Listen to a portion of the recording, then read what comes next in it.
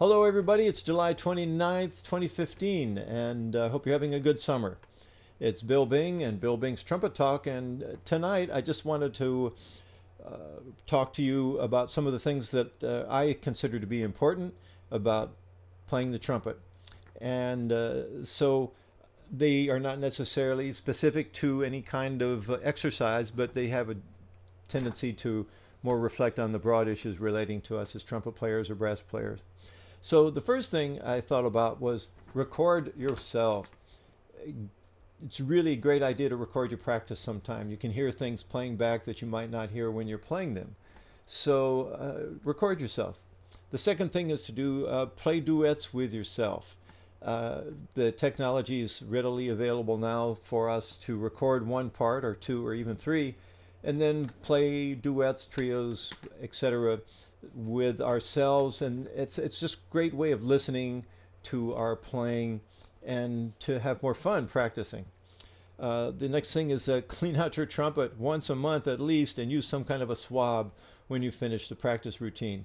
I know Bob Reeves sells swabs, probably other people sell them, and I always find that my trumpet plays better after I clean it out.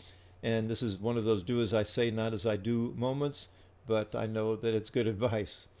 When you practice, find a place that you can really focus on your practice routine so that you aren't distracted by everything from phone calls to computer messaging types of situations. Find a place that's nice and quiet where you can really focus. Go out and listen to a concert once in a while. Make it a rule, especially during the summer when you might have more free time and not have a tendency to be around recital situations where you go listen to music. So you can support those people who are playing and open your ears. So listen to, maybe if you're a classical player, try to get to some jazz concerts and vice versa. Don't neglect your long tones, your lip slurs, and your low pressure studies.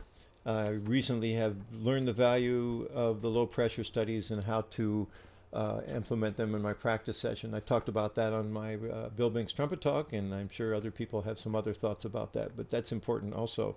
And along those lines, when you finish practicing, it should be this area around here that you feel muscle fatigue. You don't want to feel pain in the lip tissue itself. Really important. So, the next thing I was saying, just don't use so much pressure. Find a way to practice. I guess that must be important. I have the last three items related to that. Make sure when you do go to work, you show up to work on time. And on time means early. A good professional musician will show up early to a gig. And that's just common sense, right? Make sure when the downbeat comes, you're already warmed up and have a chance to relax.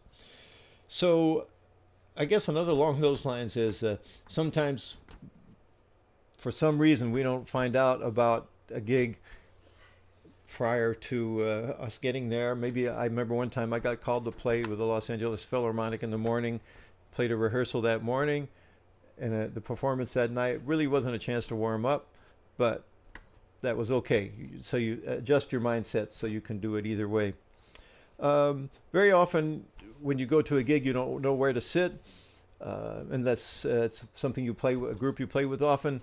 Don't necessarily sit on the first chair. That would be okay too, I suppose, but my thinking is from Manny Klein, who was a great studio artist here in Los Angeles and played first trumpet on so many movies.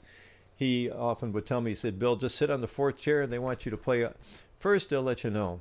So just a thought.